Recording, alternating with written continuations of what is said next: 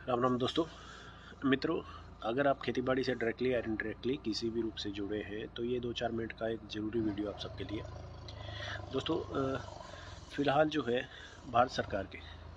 कृषि और किसान कल्याण विभाग ने भारत सरकार के तत्वाधान में एक नया विधेयक जिसको कि कीटनाशक प्रबंधन विधेयक 2025 के नाम से जाना जा रहा है, उसका ड्राफ्ट तैयार किया है और जो कि अभी आने वाले बजट सत्र में हमारे संसद में पेश होने जा रहा है। तो सरकार ने इसके लिए विभिन्न प्रकार के विशेषज्ञों से या आम जनता, किसानों से या एजेंसियों से सुझाव मांगे हुए हैं ताकि वो इसमें महत्वपूर्ण जो है संशोधन कर सके। क्योंकि जैसा आप जानते हो हमारा जो है कीटनाशक से संबंधित विधेयक है वो 1968 में लागू हुआ था और उसकी नियमावली 1971 में लागू हुई थी। तब से हमारा वही पुराना तौर तरीका चल रहा है कि हमारे मार्केट में आने वाले कीटनाशक या कृषि रसायन जो भी हैं, उर्वरक वगैरह, उनके नियंत्रण किस तरह से किया जा सके। तो फ़िलहाल जो है एक पुराने डरने पर चलती हुई व्यवस्था है और उसी का नतीजा है कि आज हमको मार्केट में तरह तरह के अडल्ट्रेटेड प्रोडक्ट है, यानी मिलावट किए हुए प्रोडक्ट जो कि हमारे जीव जंतुओं, पेड़ पौधों या फिर फसलों या ज़मीन या हमारे मानव जीवन के नुकसान के लिए बहुत ज़्यादा जिम्मेदार हो रहे हैं। तो सरकार ने अब उन्हीं को नियंत्रित करने के लिए एक नया विधेयक है पेश करने का मन बनाया है और जल्द ही इस पर कानून बनने वाला है। तो उससे पहले सरकार ने हमारे देश के विभिन्न प्रकार की एजेंसियों या विभिन्न प्रकार के जो है जानी मानी हस्तियों या फिर किसानों से सुझाव मांगे हैं ताकि इस विधेयक के अंदर महत्वपूर्ण संशोधन किए जा सके और इसको बिल्कुल फार्मर वेलफेयर में, किसानों के हित में अच्छी तरह से लागू किया जा सके। दोस्तों आप सबका इस बात पर ध्यान देना महत्वपूर्ण है और इसको गौर से सुनिएगा थोड़ा सा, और अपने सुझाव है मैं आपको बता दूंगा कि किस तरीके से दिए जा सकते हैं और अपने सुझाव देने का कष्ट जरूर करें ताकि कल को आप किसी भी अनजान पने में किसी सफ़ेद पोश नेता के चक्कर में आकर के अपना कीमती समय है सड़कों पर तंबू लगा करके बर्बाद ना करें। अभी आपके पास काफ़ी वक्त है और 4 फरवरी 2026 तक आपको ये अपने सुझाव है एक निर्धारित फॉर्मेट के तहत जो मैं आपके साथ में शेयर कर दूंगा और साइट जो भी है आपके साथ में शेयर कर दूंगा, उस पर आपको जो है शेयर करने हैं। उम्मीद है कि आपके सुझाव सरकार तक पहुंचेंगे और सरकार है उनमें अपना जो है संशोधन करेगी तो उनको ध्यान में रखेगी। तो दोस्तों हमारा जो है किसान एवं कृषि कल्याण विभाग भारत सरकार,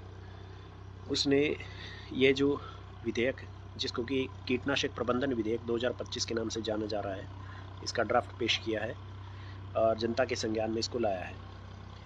जल्द ही इस पर जो है संसद में पेश होने के बाद में राष्ट्रपति की मंजूरी के बाद में इसमें कानून बन जाएगा जिसको कि कीटनाशक प्रबंधन विधेयक या अधिनियम जो है 2020 के रूप में जाना जाएगा। तो ये काफ़ी लंबे समय बाद में, क्योंकि कीटनाशक अधिनियम 1968 के बाद में इसको लागू किया जा रहा है, तो इसमें बहुत सारी बातें जहाँ तक मैंने पढ़ी है वो मेरे को समझ में आई है, काफ़ी हद तक काफ़ी अच्छी हैं। इसमें जो है एक सेंट्रल पेस्टिसाइड रजिस्ट्रेशन बोर्ड या रजिस्ट्रेशन कमेटी और एक बोर्ड, यानी दो अलग अलग जो है संस्थान हैं, उनका जो है 6 महीने के अंदर अंदर इस बिल के पेश होने के बाद में जो है एक स्थापना की जाएगी और वहीं से नियम कानून जो है लागू होंगे और फिर जो है नियंत्रित किया जाएगा मिलावटखोरी को या फिर कीटनाशकों की गुणवत्ता, कृषि उर्वरकों की जो है या रसायनों की गुणवत्ता को नियंत्रित करने के लिए। तो इसमें 2-3 चीज़ें हैं जहाँ तक मेरे को समझ में आई हैं कि एक तो इसमें जो है, अगर हम सबसे पहली बात तो ये है कि हमारे लिए ज़रूरी क्या है, हमारे लिए ज़रूरी है कि मिलावटखोरी की सज़ा क्या हो, मिलावटखोरी की सज़ा और किस प्रकार का जो है अपराध है उसके लिए क्या दंड है इसमें रखा गया है, वो ज़्यादा महत्वपूर्ण है। बाकी सब चीज़ें हैं सरकार को करनी है, किस तरह से उसको निर्धारित करना, क्या उसमें बोर्ड रहेगा, क्या रजिस्ट्रेशन कमेटी रहेगी, किस तरह आप रजिस्ट्रेशन करवा सकते हो, इंपोर्ट एक्सपोर्ट मैन्युफैक्चरिंग, ये सब चीज़ें हैं वो उनके आधार पर उनको करनी है। हमारी चिंता सिर्फ इसमें यही है कि इसमें नियंत्रण के लिए क्या उपाय किए गए हैं। तो इसमें पहला जो है एक इसमें कॉलम है जो मैं आपको यहाँ पर दिखा रहा हूँ, इसमें ये दिखाया गया है कि यहाँ पर जो है किसी भी अडल्ट्रेशन के लिए अगर कोई प्रोडक्ट बाज़ार में पकड़ा जाता है मिलावटखोरी के रूप में या गुणवत्ता से मतलब बिल्कुल ही स्तर से नीचे हो,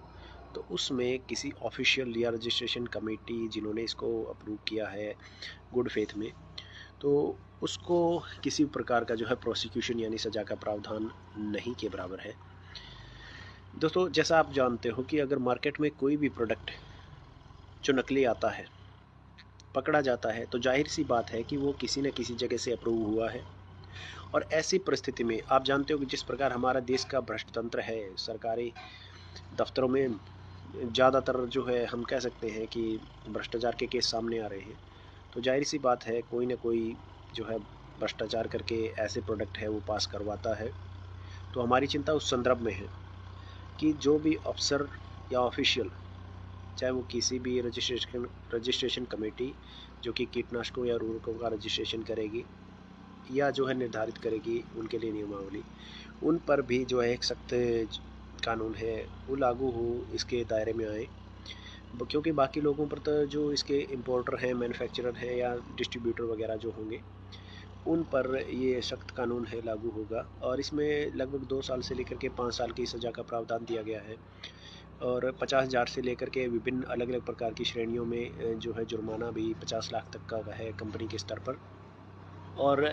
रिपीटेड ऑफेंस यानी लगातार अगर आप ऐसा करते हो, अडल्ट्रेशन का केस आपका पकड़ा जाता है तो उस केस में आपको जुर्माना है वो पहले से 2 गुना 3 गुना देना पड़ेगा, ऐसा इसमें प्रावधान है। तो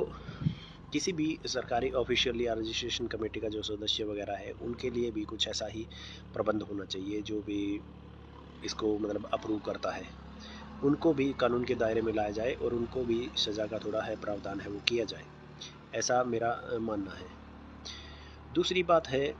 हालांकि इसमें ये कहा गया है कि जो उपयोग करता है, चाहे वो खेती बाड़ी के अंदर कोई किसान उपयोग कर रहा हो या अपने गार्डन में कोई उपयोग कर रहा हो या किसी पेस्ट कंट्रोल के लिए उपयोग कर रहा हो, उपयोगकर्ता किसी प्रकार का कोई भी इसमें सज़ा का प्रावधान नहीं है और ये काफ़ी हद तक ठीक है भाई। दूसरी जो इसमें कंसिडरेशन है वो बात मैं आपको बताना चाहता हूँ कि खैर जुर्माना ठीक है कि सरकार है वो ले जाएगी। अगर कोई मिलावटी प्रोडक्ट पकड़ा जाता है तो सरकार जुर्माना अपना ले लेगी, कंपनी को बैन भी कर सकती है, हो सकता है ब्लैक लिस्ट कर दे मैन्युफैक्चरर या इंपोर्टर जो भी है उनको। लेकिन उस प्रोडक्ट की वजह से किसी की फसल या किसी के जन धन या पालतू पशुओं का नुकसान अगर होता है तो उस परिस्थिति में उस व्यक्ति का या जो पीड़ित है इससे उसका कंपनसेशन या मुआवजा, उसके संदर्भ में इसके अंदर मेरे को लगता है कि कुछ रखा जाना चाहिए। क्योंकि कंपनी अपना प्रोडक्ट बेच देगी, मार्केट में चला जाएगा, बहुत से लोग उस गलत प्रोडक्ट को यूज़ भी कर लेंगे, तो देर सवेर उसके परिणाम सामने आएंगे, नुकसान आएगा। तो नुकसान आने की परिस्थिति में जो भी पीड़ित है उसको भी उचित मुआवजा है उसका दिलवाया जाना चाहिए। ये हम इसमें कंसीडर करना चाहते हैं, मानना चाहते हैं, जोड़ना चाहते हैं। और बाकी जो चीज़ें हैं आपको इसको विस्तृत रूप से पढ़ने के बाद इसमें आपको जानकारी मिलेगी, ज़रूर मिलेगी। तो मेरा ये कहना आपसे कि कृपया करके हम यहाँ जो ये साइट दे रहे हैं इस पर जाइए, यहाँ से इस पूरे ड्राफ्ट को डाउनलोड करिए। इसमें एक निर्धारित फॉर्मेट दिया गया है, इस फॉर्मेट के तहत अपने सुझाव है वो आप कौन से कॉलम में कौन सा सुझाव है वो अपना रखना चाहते हो, अपना पूरा नाम, एड्रेस, पता है उसके साथ में उसके अंदर डालिए। और ये जो ईमेल आपको स्क्रीन पर दिख रहे हैं, हालांकि उस ड्राफ्ट में भी जो दिए गए हैं ईमेल, उन पर आप वो पूरे के पूरे अपने सुझावों को निर्धारित समय यानी 4 फरवरी 2026 से पहले ज़रूर भेजिएगा, ताकि आपके सुझाव है उनको संज्ञान में लाया जा सके सरकार के। आप जितने ज़्यादा सुझाव अपने भेजोगे उतने ही ज़्यादा इस विधेयक के अंदर, कानून के अंदर सुधार होने के चांसेस ज़्यादा रहेंगे। और जितना ज़्यादा आप अपने आप को आगे लेकर के आओगे, सरकार है उम्मीद है कि सभी किसानों की जो खेती बाड़ी से जुड़े उनकी भावनाओं का सम्मान करेगी और एक सख्त नियम लेकर के आएगी, ताकि हमें अपनी ज़मीन, अपनी फसलों और अपने जनधन, अपने जीवन को बचाने की जो है एक जो सही प्रक्रिया है उसका उचित रूप से पालन करते हुए हमें पूरा का पूरा इसका एक जो है हम कह सकते हैं कि तंत्र है स्थापित किया जाए और मिलावटखोरी से हमारी खेती को, हमारे जनधन को, हमारे जनजीवन को, सबको बचाया जाए। तो आपको अगर इसमें थोड़ा सा भी इंटरेस्ट है तो कृपया करके जल्दी से आप इन सुझावों को भेजिए ताकि आपको कंसिडर किया जा सके। धन्यवाद। जय हिंद।